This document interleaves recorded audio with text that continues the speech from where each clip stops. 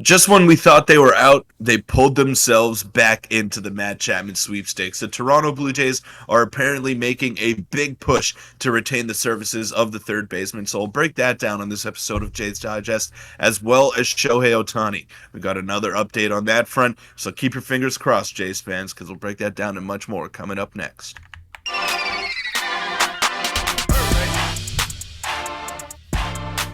What's up, Jays fans? I'm your host, Peter Vroynis, alongside host Nick Gosse. Now, Matt Chapman, it was pretty much a foregone conclusion that he would be gone and that he would be taking a better offer elsewhere unless he wanted to accept the qualifying offer from the Toronto Blue Jays, and he didn't. So we were all planning provisionary and saying, okay, who's going to be the next third baseman of the Blue Jays? Is it going to be a platoon thing? Is it going to be another stopgap type of situation until those guys are ready to come up and take the reins full time?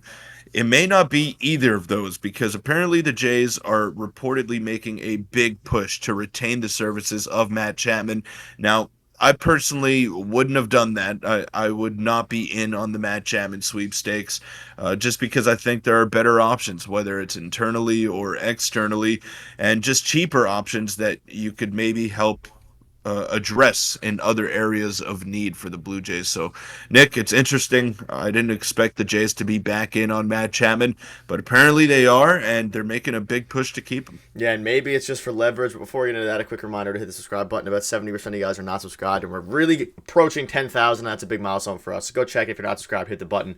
All right, let's get into the first topic of the day. Like you said, Jays making big push for Matt Chapman, and the quote was big push, and lots of reports are surfacing, so I'll start with this one here from the Score saying the Jays want Matt Chapman back, and that is from Jon Heyman, and it dropped yesterday, and this was within his article. It said more Friday MLB notes, talking about Ohtani, talking about Chapman. Two teams in on Chapman. One of the other teams is the San Francisco Giants, as well as the Jays, who are making a big push, like you said, Peter, to keep the former Athletic and I guess former Blue Jay as of now.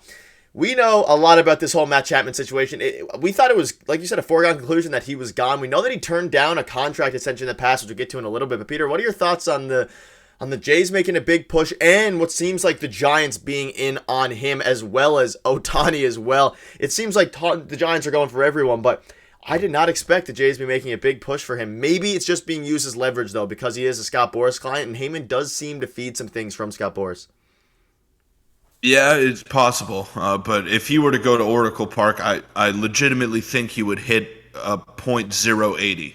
Seriously, if he's flying out to center field in the Rogers Center, if he's lining out to the alleys or whatnot, imagine him playing in Oracle Park. I mean, it would just be ridiculous. The amount of warning track flyouts that would get pushed back even more in for Matt Chapman.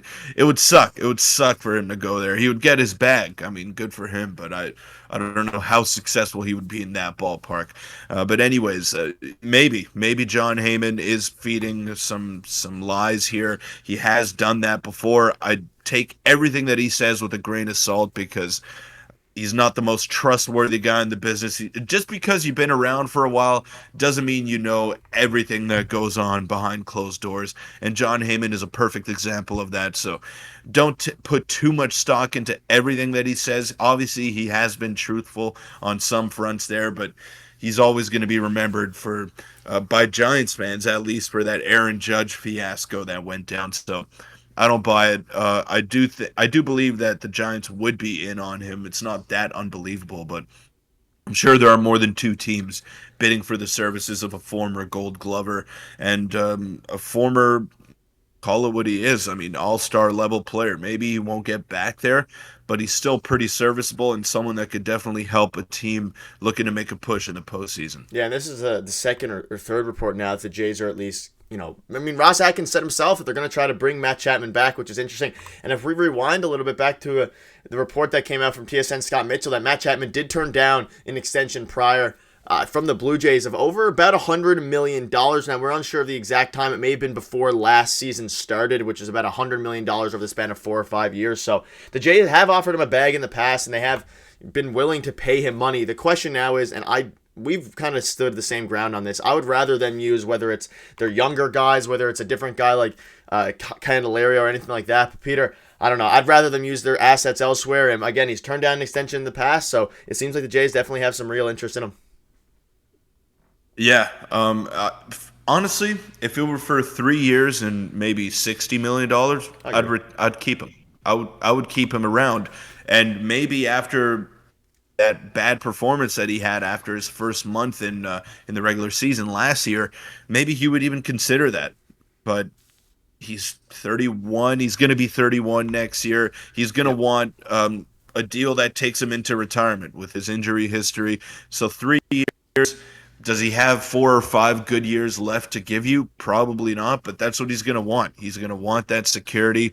At least that's what I believe. Oh, I agree. So 3 years may be tough for him to accept, but if that were the case, if he's willing to come back here on a 3-year deal for 20 million AAV or 18 million AAV, then absolutely I'm on board with that if I'm the Blue Jays front office. And I know we're looking at other potential options like Arelvis Martinez, Addison Barger, Damiano Palmaggiani, Jaimer Candelario, like all those guys would be good, and they would probably help fill the void that is being left by Matt Chapman. But are they better players than Matt Chapman? We got to ask ourselves that, because we know that we want the Jays to spend in other areas, and we want them to address other vacancies that are being left. But they're still trying to compete. So if they have a hole at third base, if they have a guy who wasn't as good as he was last year at third base, then it just doesn't make sense. So I guess you're going to try to keep the team together and try to, I don't know, keep those pieces together and go from there, move forward. Yeah, I mean, as much as we like to hate on Matt Chapman, he is the safer bet to perform better next season and the year after than any prospects that we could call up just based on his track record, and we know his elite defense. But again, I think a lot of it might have to do with how the Jays are feeling about some of the other targets that they're going for, and we'll touch on one now.